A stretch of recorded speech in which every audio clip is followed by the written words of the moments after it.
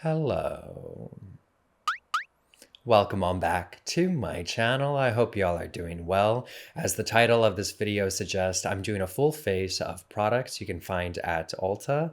We have the beautiful Acacia back with us on the channel, and on her I'm creating a look that is it's a little out of my comfort zone, but it was a lot of fun. So without further ado, if you want to learn how I created this look right here, then keep on watching. So to begin, I'm taking the IT Cosmetics Confidence in a Cream and using this to prep Acacia's skin with. Although we're doing eye makeup first today, I like for the skincare to absorb into the skin, so by the time we're done with eyeshadow, we can jump right into the complexion. And also, I want to say I used the Elemis Pro-Collagen Cleansing Balm before this to cleanse her skin with. Y'all see me use it all the time, so I decided to do that off camera, but yeah. Even the Elemis Cleansing Balm you can get at Ulta. And of course, as you see here, I bring the skincare down the neck and onto the chest and shoulders.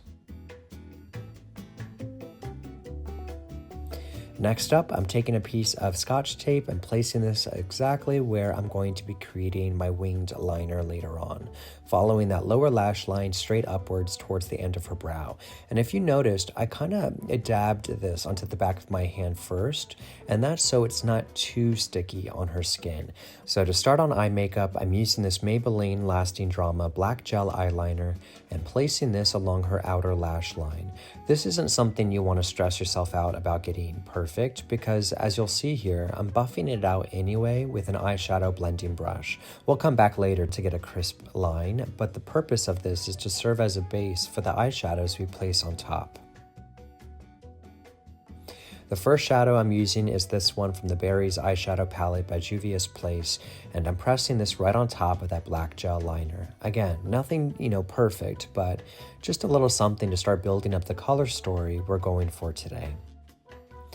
Next, I'm taking this shade from the same eyeshadow palette and using this as our transition shade, applying it right to the edge of that first shadow, and then diffusing it outwards to create that smoky, blown out effect.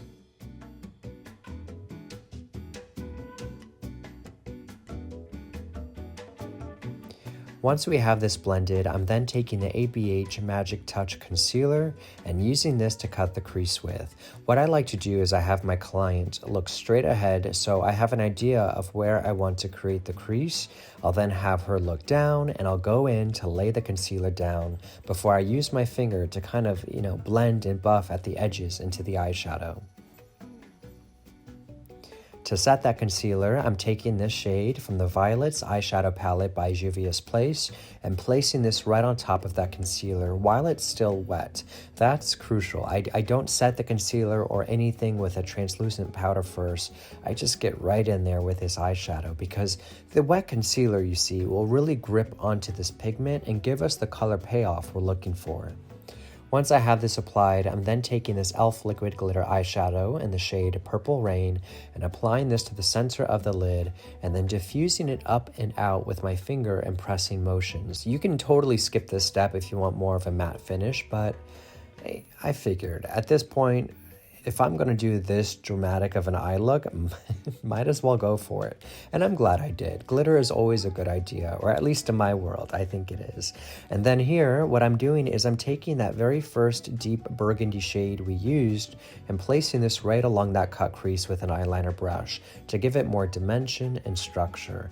Now, to be honest, I have no idea, guys, what I'm doing here. You know me well enough by now to know that these kind of structured, intricate eye looks is not my strong suit. So I'm kind of taking you along the journey with me here. There's no plan I have in mind here. I'm just going with the flow. So you'll notice I go back and forth a lot, add a little detail there, fix a little something over there, and eventually we'll make it to the finish line. Now you see, by removing the tape, we're left with a really crisp and clean line. And should I want to clean up any fallout, I can do so with a makeup wipe. For foundation, I'm using the Tarte Face Tape Foundation in the shade Rich Neutral, and I'm applying this on with a sponge and pressing motions. I think this is a really nice shade for Acacia because It has warm undertones to it that helps, cancel out any hyperpigmentation or darkness in specific areas. For example, especially when working on women of color or men, it doesn't matter. It's very common for there to be a hint of hyperpigmentation around the mouth and chin area. If you use too neutral of a foundation or concealer on top, what's going to happen is you're going to get a grayish cast come through. Oh, real quick, here I'm taking the Too Faced Born This Way concealer in the shade Sable and using this to contour around the perimeter of the face, below the cheekbones and jawline, before I blend it in with our sponge. Now, what was I just talking about? The foundation. Oh, undertones. So if you have a deeper skin tone, or if you're working on a client who does, incorporating warmer tones is often going to be your best friend. Think coral, peach, apricot. And if you want to take it one step further, you could color correct beforehand and all that, but it's really not necessary in this case. I'm not looking to get too caught up with the complexion for this look. I just want to make it out alive with this eye makeup because we still have a lot to do, and I'm going to be holding on to the edge of my seat trying to get through that eyeliner later on. So in the meantime, I'm going to enjoy the next minute or so of this blending footage, and I'll be right back.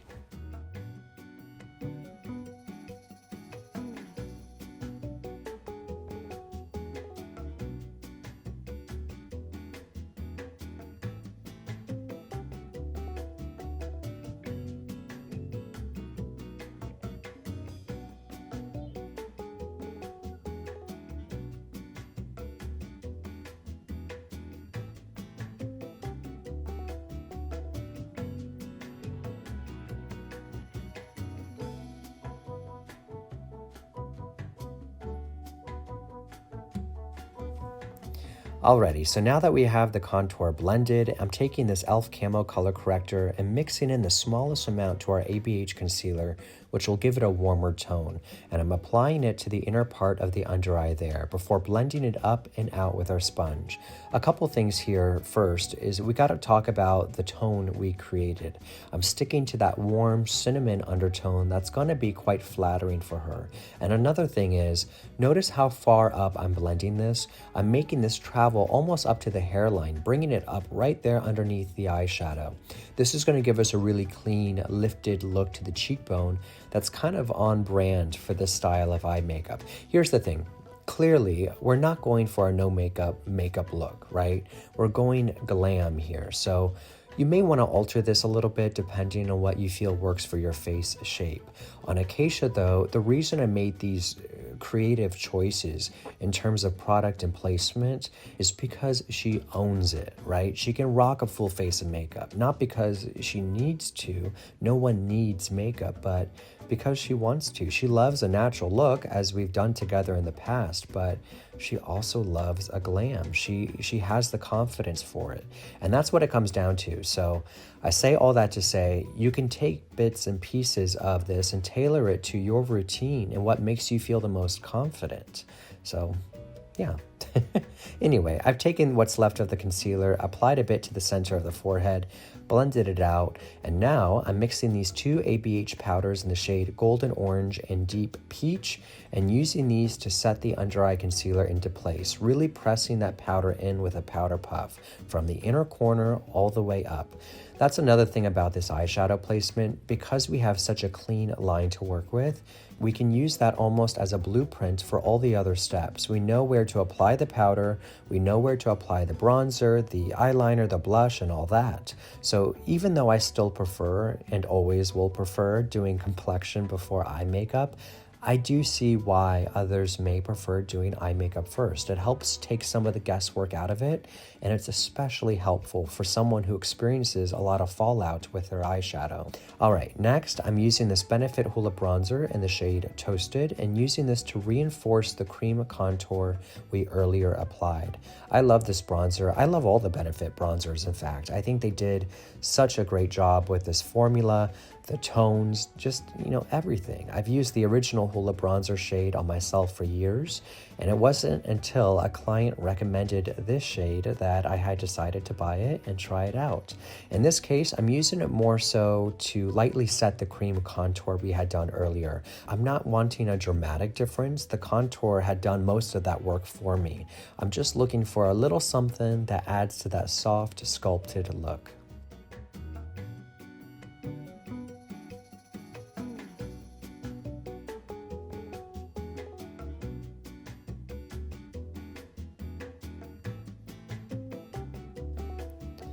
As we see here, I'm using the loose setting powder from earlier to bake with along the under eye and jawline, which will further set and highlight these areas later on once we wipe this powder off.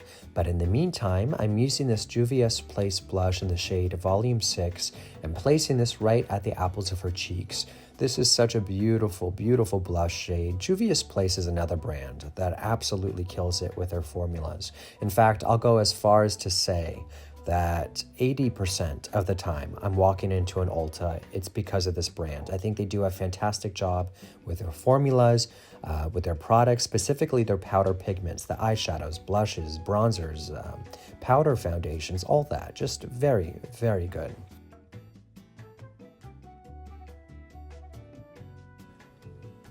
So once I have this applied, I'm then heading back to, oh goodness gracious, this gives me so much anxiety. Okay, be professional, Spencer. I'm heading back to our Maybelline eyeliner from earlier to create a sharp winged eyeliner, following that exact line from our eyeshadow and bringing this liner all the way forward to the inner corner of the eye and also run it along the lower lash line. But yeah, I'm gonna be honest with you here. I filmed this tutorial weeks ago, and I have been dreading doing the voiceovers because I don't want to watch this eyeliner footage. Just the thought of doing eyeliner gives me hot flashes. Is that normal? I don't think so, but here we are, and it's not that bad. In fact, you know what? Now that I see this, dare I say, it's actually quite good for me, at least. I can work with this, Yeah, I can work with this. Okay, so I ran that liner through the lower lash line to create that double-winged liner effect. And now with a detail eyeshadow brush, I'm using the burgundy eyeshadow we used on the upper lid to diffuse out this lower liner. I'm gonna leave this footage up for a few moments so you can really watch how I continue to build this up and smoke it out, and I'll be right back.